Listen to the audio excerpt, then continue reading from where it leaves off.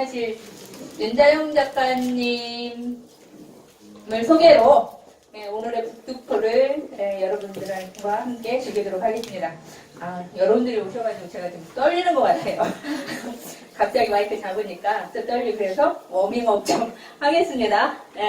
여기 보니까 다양한 분들이 오셨어요. 협회에서도 오시고 독자분들 그리고 추리를 사랑하는 모임 그리고 저의 아주 어린 제자분들까지 많이 오셨습니다.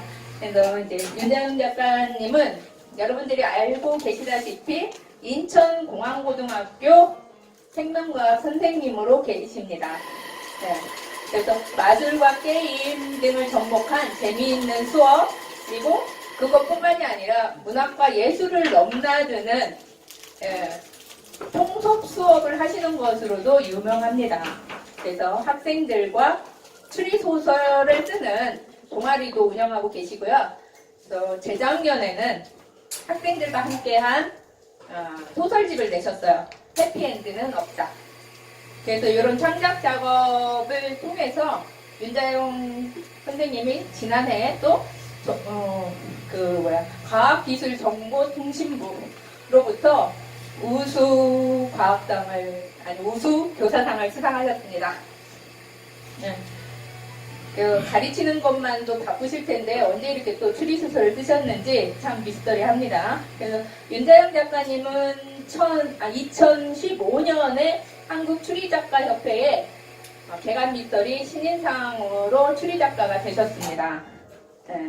그리고 이때 쓴 습작소설 심사를 신인상 심사를 그때 제가 담당을 했었는데요. 반대한 사람이 저뿐이었어요. 그래서 제가 반대를 했었는데 그 반대를 무릅쓰고 신인상 당선이 돼서 지금 추리작가협회 5년차에 부회장님과 사무국장 자리를 역임하고 계십니다. 놀라운 행보를 보이고 계시죠. 그리고 단편소설 피 그리고 복수가 제2회 엠블록 미스터리 걸작선에 당선되셨고요. 이 작품은 또 KBS 제2라디오의 라디오 문학관이라고 있어요. 여기에 방송되기도 했습니다. 그 이후로도 윤자영 선생님은 실험지 빼돌리기 대작전, 육개장 전쟁, 외계인의 최후 등 작품을 꾸준히 해마다 발표를 하고 계십니다. 그리고 이제 윤자영 작가님의 이제 습작 시절부터 해서 다양한 이야기를 오늘 여러분들과 나누게 될 거예요. 그래서 궁금한 이야기가 있거나 더 알고 싶은 이야기가 있다면 메모를 남겨주셨다가 나중에 기회가 닿을 때마다 질문을 하시면 되고요. 그리고 또 이제 윤자영 작가님의 이제 습작 시절 중에 암흑기가 있어요. 그래서 지금도 가끔씩 얘기를 하세요. 이 소설은 다 수고해서 불태웠으면 좋겠다. 이렇게 말씀하십니다. 십자도 시나리오라고 그게 있어요. 보신 분들은 보셨고 못 보신 분들은 못 보셨을 겁니다. 그래서 이제 추리작가협회 입회하신 지 4년 만에 교동회관 밀실살인 사건을 출간하셔가지고 이거는 신인상 수상한 습작 소설을 장편화한 거예요. 그래서 여러분들이 처음 소설을 쓰고 단편을 쓰다가 장편을 내기까지 또 많은 애로사항이 있어요. 그래서 어떻게 단편을 장편화시켜서 단행본을 출간하게 됐는지 그 얘기도 좀 들어보고요. 그래서 이제 지난해 한국추리작가협회에서 기획한 한국에도 추리작가가 있다. 그리고 보통 일본 추리소설 많이 읽으시죠. 그래서 우리 한국에도 한국 추리작가가 있다는 걸 좀 알리고 싶어서 한국추리문학선이라는 시리즈를 개발해서 제가 1번 타자로 책을 냈고요. 커피 유령과 바리스타 탐정 그리고 2번 타자로 김재희 작가가 표정 없는 남자 그리고 세 번째가 윤자영 작가님의 교동회관 밀실 살인 사건입니다. 그래서 많은 사랑을 부탁드리고요. 교사 경력 15년 차에 추리작가 5년 차에 윤자영 작가님을 모시고 오늘 책에 대한 간단한 이야기를 먼저 들어볼까 합니다. 윤자영 작가님을 박수로 맞아주시기 바랍니다. 네. 축하드립니다. 네. 아니, 저희가 작가들을 위해서 저희가 마련한 이 북토크예요, 사실은. 그러다 보니까 물심양면, 예, 재능 기부도 하고, 예, 여기에 많은 분들을 또 초대도 해서 예, 얘기 갖는 시간을 만들어 봤습니다. 예, 축하드립니다, 일단. 예. 아, 고맙습니다. 요거는 이제 액션은 아니고요. 저희 이제 학교에 같이 근무하시는 선생님인데, 생물 선생님이에요. 그래서 제가 좀 많이 이제 같이 하다 보니까 좀 꽃다발도 주셨네요. 예, 고맙습니다. 네, 그럼 일단 자리에 앉아주세요. 지금부터는 이제 앉아서 얘기를 나눠보도록 하겠습니다. 네. 네. 윤자영 선생님은 예, 아까도 말씀드렸듯이 학교 선생님이십니다. 그래서 교사 활동만으로도 참 많이 바쁘신데 짬짬이 우리 사실 전업 작가들도 매일 글 쓰고 작품 내는 거 쉽지 않거든요. 근데 학교 생활을 하시면서 언제 어떻게 글을 쓰시는지 궁금하시죠? 물론 작가분들도 다 자기 나름대로의 스케줄이 있지만 직업이 있으신 분들은 또 어느 때에 그렇게 짧은 시간 내에 글을 쓰시는지 저는 그게 되게 궁금해요. 네, 제가 글을 너무 더디게 쓰는 경향도 있기 때문에 그렇습니다. 그래서 윤하영 작가님 언제 어떻게 글을 쓰시는지 한번 털어놓아 보시죠. 예, 지금 말씀을 한번 드려보겠습니다. 이제 오해를 많이 하셔가지고, 이제 우리나라 사회에서 현재 교사가 이거 공공의 적이에요. 쟤네 뭐 연금만 맨날 받아가고. 그러니까 저 윤재영 작가도 저 맨날 저 학교에서 놀면서 글 쓰지 않냐? 이런 오해를 할 수가 있어요. 근데 사실 그 오해고 제가 교사로서도 많은 활동을 하고 있습니다. 그래서 인천에서는 이제 생물교사 연구, 교과 연구회 회장도 하고 있고, 배움 중심 수업 위원도 많은 걸 하고 있어요. 정말 열심히 하고 있습니다. 오해를 하지 마세요. 오늘 올해로 제가 죄송한 말씀을 좀 42세가 됐는데 아침 잠이 없어졌습니다. 5시 반이면 눈이 떠져요. 그래서 엊그제도 이제 회식을 했는데 술 마시고 2시에 잤는데 6시에 눈을 뜬 거예요. 그리고 잠이 안 와요. 좋은 건지 나쁜 건지. 아침에 그래서 아침에 한번 활용을 해봐야 되겠다. 아침에 일어나가지고 그때 1시간 정도 글을 쓰고 있습니다. 네. 아침에 글을 쓴다는 거는 출근하기 전에 쓴다는 거죠. 엄청 부지런하신 분이십니다. 네. 그래서 언제부터 추리소설과 인연을 맺게 되었는지, 그리고 왜 어쩌다가 추리소설을 쓰게 되었는지 그 과정이 좀 알고 싶습니다. 네. 되게 특이합니다. 저도 이제 교사를 하면서 추리소설을 쓴다는 게, 특히 소설을 쓴다는 게, 더군다나 저는 이제 생물교사니까 이과생이에요. 이과생은 글만 보면 이게 경기를 일으킵니다. 근데 어떻게 그렇게 쓰게 됐느냐. 이제 아까 5년 차 된다고 했는데, 그 4년 전에 좀 인간관계, 자세한 건 말씀드릴 수 없지만, 인간관계가 좀 힘든 때가 있었어요. 근데 보통 소주를 먹으면 풀리잖아요. 그죠? 네. 술을 안 드시구나. 네. 제가 술을 안 먹습니다. 소주도 먹기 싫은 겁니다. 한강 가고 싶었어요. 그래서 한번 그걸 이겨보고자 한번 소설을 읽어보자. 도서관에 갔더니 뭐 소설 좀 추천해 주세요. 그랬더니 무슨 소설을 좋아하냐. 그래서 뭐 미스터리 이런 걸 좋아합니다. 했더니 그때 주신 게 히가시노게 질풍론도였어요. 그래서 그걸 읽으니까 너무 재밌는 거예요. 그래서 그 다음 추리소설 하다 보니까 한 3개월 동안 엄청 많은 소설을 읽게 됐어요. 그래서 읽다 보니까 어떤 그 유명한 작가도 그렇게 된 것 같은데, 읽다 보니까 이거 나도 쓸 수 있을 것 같은 생각이 드는 거예요. 아침에 잠도 없어졌겠다. 이거 잘 됐다. 그래서 아침에 일어나서 글을 쓰기 시작한 겁니다. 그게 아까 말씀드렸던 흑역사, 네. 십자도 시나리오, 제목도 유치하죠. 그거가 되겠습니다. 네, 잘 들었고요. 교동회관 밀실 사건의 주인공은 당승표예요. 게다가 추리작가죠.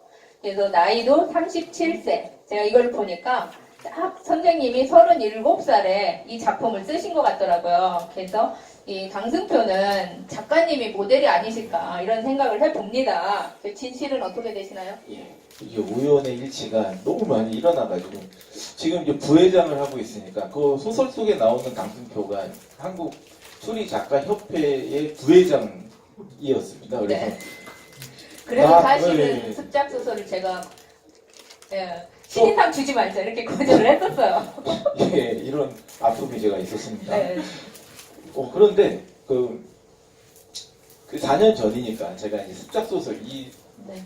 일부의 습작 소설이 데뷔할 때 쓴 중편이니까 저는 아닙니다. 이제 하다 보니까 점점 오버랩이 되고는 있는데 사실은 아닙니다.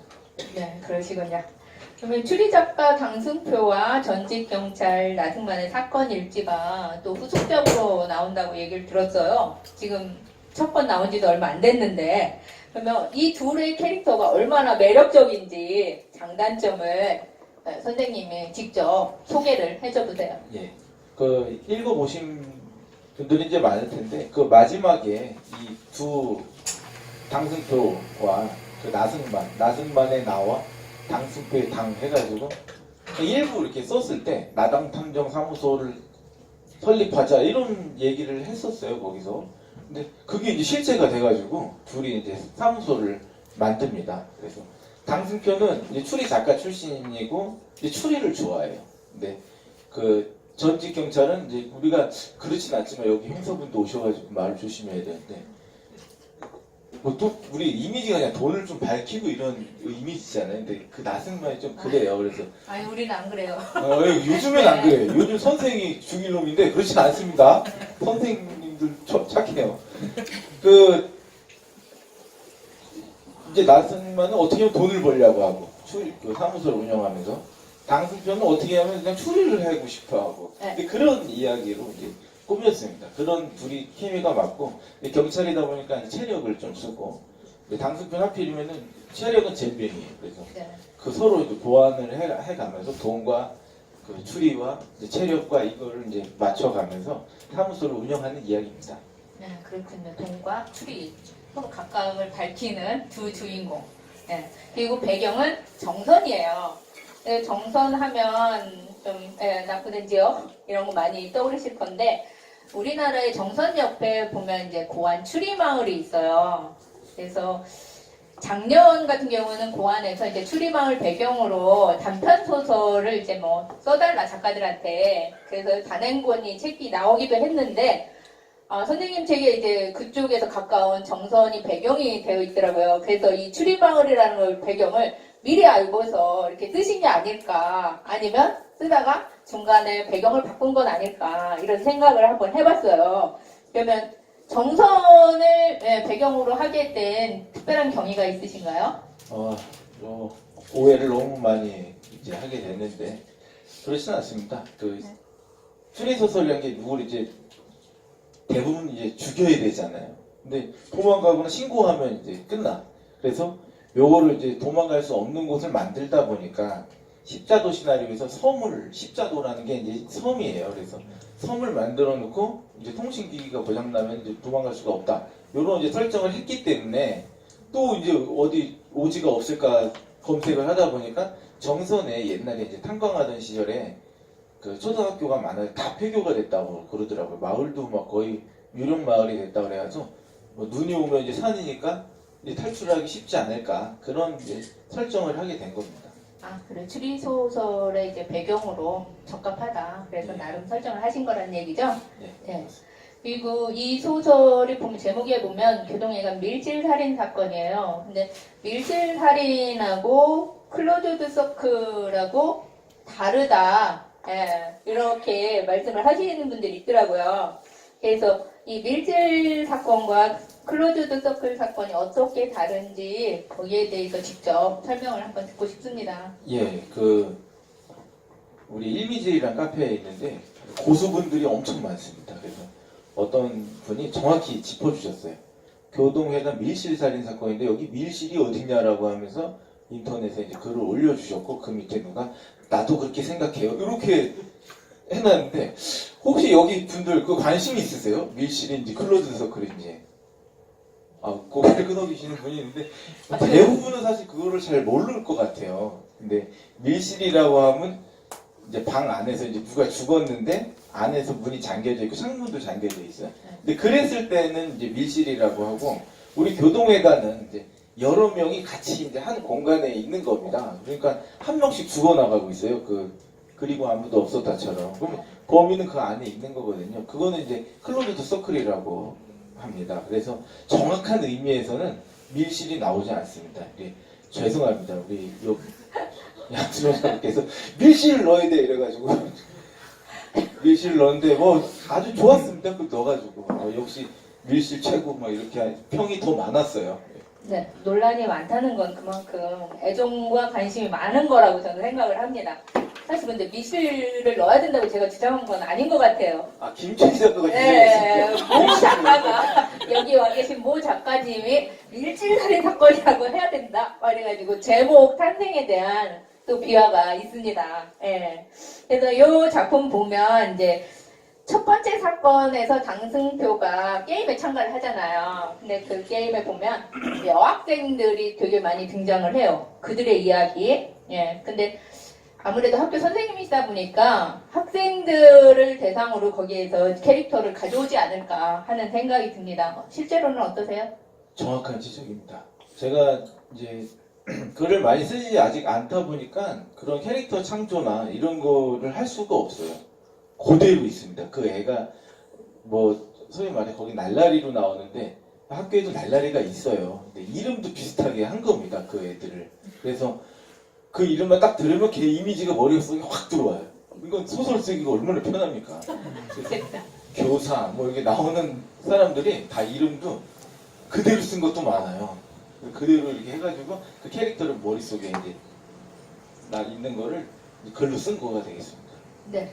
여기 오신 분들 중에서도 아마 남다른 캐릭터가 있을 거예요. 나 좀 남달라 하시는 분 오늘 윤다인 선생님 앞에서 자기 매력을 한번 어필해 보세요. 그러면 다음 소설에 또 등장인물로 나올 수도 있습니다. 예. 그래서 또 이 여학생들이 많이 나오는 이 첫 번째 에피소드에 주제를 담아내고 싶었던 게 있었을까요?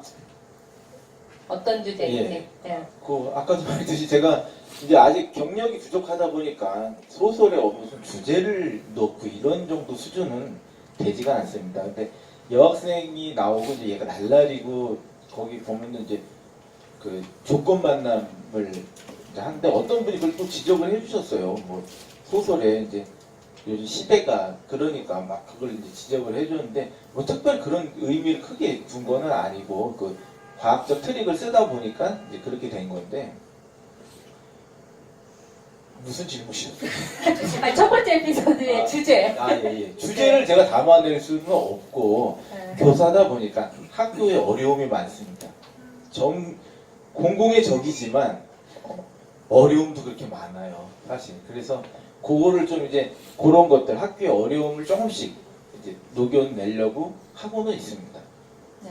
보통 작가들이 작품을 가져가면 출판사든 영화사든 이 이야기의 주제가 뭐야? 메시지가 뭐야? 뭐 이런 거 되게 자주 물어보십니다. 근데 요즘에 어떤 시대냐? 그냥 작품이 이야기가 오락으로만 소비되기도 하는 시대라는 거예요.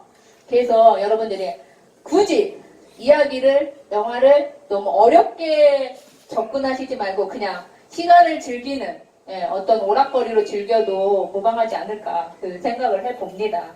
그리고 이제 두 번째 에피소드에 보면 교사 임용에서 몇 번이나 떨어진 김민영이라는 인물이 나와요. 근데 우리 작가님이 말씀하신 것처럼 내가 아직 그렇게 큰 작가는 아니다. 그렇다 보니 일상에서 인물들을 많이 가져오기도 하지만 본인의 체험에서도 많이 가져오시는 것 같아요. 제가 볼 때는. 그래서 이 김민영이라는 인물은 뭐예요? 교사 임용고시에 자주 떨어진 인물이거든요. 그래서 이 교사가 우리 작가님의 투영은 또 아닐까. 당승표라는 인물이 추리 작가가 된 지금의 선생님 모습이지 않을까 이렇게 또 나름 유추를 해봅니다. 근데 실제는 어떻습니까? 네. 제가 과학교육과를 나왔는데 네. 과학교육과에 8대 불가사의가 있어요.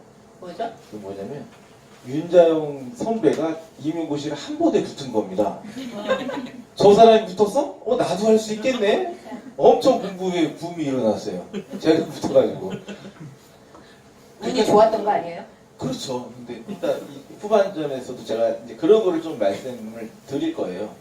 아, 그렇군요. 저는 아닙니다. 그러니까 네, 저는 알겠습니다. 한 번에 붙게 저는 되었습니다. 작가가 되기 위해서 수도 없이 떨어졌는데 우리 윤다영 작가님은 교사가 되기 위해서 단박에 붙으셨대요. 아, 대단하십니다. 근데 샘도 납니다.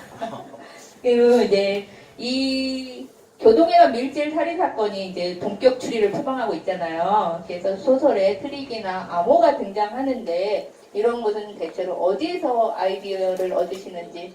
네, 수업입니다. 이제 제가 과학 수업을 하다 보니까 아까 이제 나눠줬는지 모르겠는데 트릭을 제가 만든 게 있어요. 트릭지가. 그런 게 실제 학교에서 제가 아이들이랑 수업을 하고 있어요. 그걸 가지고. 그래서 거기 불꽃놀이 얘기가 나와 있는데 그거가 이제 읽어보신 분은 여기 마지막 3부에 거기 트릭으로 쓴 그 내용입니다. 그래서 맨날 애들이랑 그런 걸 하다 보니까 뭐 생물 피 뽑아가지고 이거 피가 응고되는데 응고가 안 되려면 어떻게 해야 됩니까? 막 이래서 혈액이 응고가 안 되는 물질이 있겠다. 그래서 뭐 의학 드라마 같은 데 보면은 뭐 야 빨리 이거 헤파린 주입해 막 이러시죠? 박상민. 예. 네, 저분은 레지던트예요. 네. 순천향대학교에 계신. 네. 그래서 피를 안 부줄 수도 있지 않겠느냐 해서 트릭을 그렇게 만드는 거죠. 애들도 막 얘기해요. 제가 작가인 거 알다 보니까 이러면 이러지 않아요? 이랬을 때 그거 맞아. 이러면서 트릭을 만들고 있습니다. 네, 그러시군요. 근데 그 혈액 얘기가 나와서 말인데요. 이 소설을 보면 장승표가 마약 중독자와 밀실을 바치잖아요. 그러면서 우리가 햄릿 대사에 보면 죽느냐 사느냐가 문제인데 여기에서 장승표는 죽느냐 죽이느냐가 문제더라고요. 근데 만약 선생님이 밀실에 그렇게 마약 중독자나 뭐 위험한 인물, 나를 죽이려고 하는 인물과 갇혔다. 어떻게 하실 건가요? 예, 그 교동회관이란 특수한 곳에 어떤 방에 또 아무것도 없어요. 방인데 갇혔습니다. 근데 이 사람은 한 180 정도의 100kg, 그 마약 중독자예요. 그런 사람과 이제 마지막 이 주인공이 어떤 방에 갇힌 상황입니다. 그래서 이제 당하는 입장이 됐어요. 그 사람한테. 근데 얘를 이제 죽이지 않으면 내가 이제 죽게 생긴 그런 설정입니다. 그래서 책을 읽어보신 분은 이제 어떻게 거기서 이제 죽였는지가 나오는데 뭐 실제는 그런 일이 일어나지는 않을 것 같습니다. 그래서 만약에 일어난다면 뭐 제 목숨이 제일 중요하죠. 살아야 되지 않겠습니까? 어떻게 살 방법을 좀 찾아봐야 될 것 같아요. 네. 그 살아난 방법은 이제 책 말미를 읽으시면 답이 나옵니다. 네, 거기에 비밀이 담겨 있습니다. 그럼 책을 직접 확인해 보시는 걸로 하고요. 그리고 이제 우리가 생명과학 쪽에 전문 지식을 갖고 계시잖아요. 사실 문과 계통의 작가들은 추리소설 쓰기 되게 힘들어 합니다. 왜? 이런 과학 지식이나 전문 지식들이 좀 희박해요.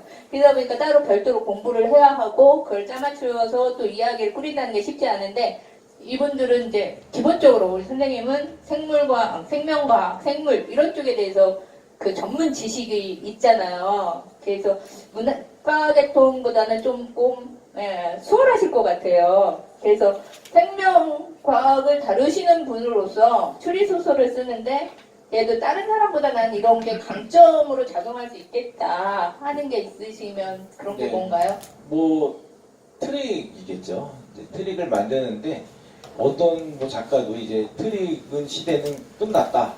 뭐 트릭 끝난 게 아니라 없다. 이제 만들 트릭도 없다. 이랬는데 과학을 이용하다 보니까 아직 많은 것 같아요. 그래서 달 모양 같은 것도 이용을 해가지고 트릭을 만들었어요. 그래서 아직까지는 많다. 그래서 그런 게 강점인 것 같아요. 과학을 공부하면서 애들이랑 직접 그거를 이야기를 또 하는 시간을 갖거든요. 글도 써보고 학생들이랑. 그래서 그런 거를 많이 배워봅니다. 저도. 윤장 작가님이 이제 인간의 배신으로부터 추리소설을 읽기 시작했고 또 추리소설을 쓰고 계시잖아요. 근데 쓰면서 느낀 추리소설의 매력이 있다면 뭘까요? 네, 그 아까 이야기와 좀 중복이 되는데요. 그 소설이라고 하면은 어떤 뭐 주제 의식이나 뭐 사회를 뭐 고발하고 그런 거가 이제 순문학에서는 있어야 된다 이렇게 얘기를 하는데 뭐 우리 일본의 히가시노 게이고 작가도 얘기했듯이 그냥 추리 소설을 읽는 과정 그냥 지적 유의라고 하죠. 그래서 그런 과정을 그냥 즐기는 소설이 또 있어야 한다. 그게 이제 추리 소설이다. 그래서 그런 것을 위주로 저도 쓰고는 있습니다. 그런 게 매력이죠. 그냥 삶이 지쳤을 때 우리가 어디에 의지하겠어요. 그냥 즐거움을 보면서 그걸 이겨내는 거죠. 네, 그렇죠. 아까 얘기했던 것처럼 오랑용 소설이나 영화가 있다. 네, 그래서 여러분들이 그렇게 책의 목적이나 종류별로 또 나름대로 선택해서 즐길 수 있다면 그것도 하나의 방편일 것 같습니다. 그리고 끝으로 개인적으로 이제 좋아했던 작품이나 작가가 있으면 소개를 부탁드려볼까 합니다. 네, 처음 이제 추리 소설 읽다 보니까 일본 거에 좀 몸이 이렇게 맞더라고요. 그래서 서양 거는 이제 점점 영미 소설을 안 읽게 되고 일비만 주로 읽게 됐는데 거기 이제 우타노 효고라고 네. 그 밀실살인 게임을 쓰신 분이 있어요. 근데 그분이 이제 그거 말고도 이제 다른 거를 많이 썼는데 방랑탐정과 7개의 솥의 그런 게 있습니다. 근데 거기서 이제 제가 많은 내용을 소설을 트릭을 좀 가져왔거든요. 그래서 첫 번째 단편이 문대문에서 아까 시험지 빼돌리기 대작전도 쓸 수 있었고 그다음 두 번째 유령병동에서 그 트릭을 가져와서 우리 갑자기 누워오셔가지고 머리가 하얘지네. 고안 추리 학교도 거기서 이제 쓰게 된 겁니다. 우타노쇼고. 네. 고안 네, 배경으로 작년에 고안에서 내준 그 고안 배경 추리 단편집이 있어요. 거기 보시면 네, 윤다영 대표님의 그 소설이 있는데 단편 소설인데 그 단편 소설이 인터넷상에서 되게 호평을 많이 받았어요. 아 이거 너무 재밌다. 갑자기 물론 흑역사도 있지만 많이 칭송받은 작품도 있다라는 거죠. 그래서 앞으로도 더 기대되는 작가임에는 틀림없는 것 같습니다. 그리고 이제 오늘 나온 교동회관 밀실 살인 사건이 단편 작품을 이제 장편화하는 작품인데요. 우여곡절도 되게 많았어요. 단편이 장편화되는 경우도 있었지만 그 이전에 이게 이제 전자책으로 또 한 번 나왔다가 이번에 추리문학선 세 번째 꼬리표를 달고 다시 나오게 된 거죠. 그래서 이번 이제 어떻게 보면 우리 윤대영 작가님의 첫 단행본 책이라고 볼 수 있습니다. 그래서 단행본을 내게 된 소감과 앞으로의 계획에 대해서 들으면서 대담은 이걸로 종료를 하기로 하겠습니다. 네, 말씀해 주세요. 네. 여기 뭐 이제 글 쓰신 분들이 많아가지고 관심이 많아요. 이제 연예인들도 자기 댓글을 찾아보잖아요. 저도 많이 찾아봅니다. 이제 그런 얘기도 하겠지만 교동회관은 그래서 좋은 평이 좀 많았어요. 그래서 제가 진짜 의도하고 썼는데 그거를 알아주신 분들이 많이 계시더라고요. 그래서 원래 이제 다시는 내가 본격 안 쓴다 이랬는데 이상하게 또 본격이 또 칭찬을 받으니까 조금 더 써볼까? 이런 생각을 지금 하고 있어요. 그래서 칭찬을 많이 해주시면 더 열심히 한번 써보도록 하겠습니다. 네. 근데 사실 우리가 장르 소설, 장르 영화 이렇게 하면 어떤 장르의 규범이라는 게 있잖아요. 그러다 보니까 일반 독자들이 그 규범을 너무 잘 알아요. 주로 이제 많이 즐기는 매니아층들이 많이 있다 보니까.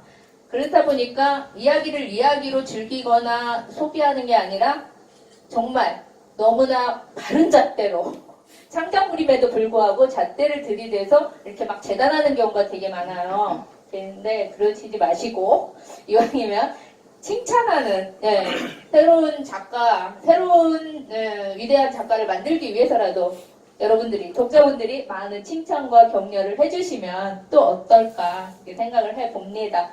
그리고 윤다영 작가님과의 대담은 이것으로 마치고 좀 더 지난 얘기는 한 30분 뒤에 다시 들을 수 있을 겁니다. 그러면 잠시 1분 동안 휴식을 취하고요. 그 다음에는 김재희 작가의 히가시노 문장 특강을 듣도록 하겠습니다. 감사합니다.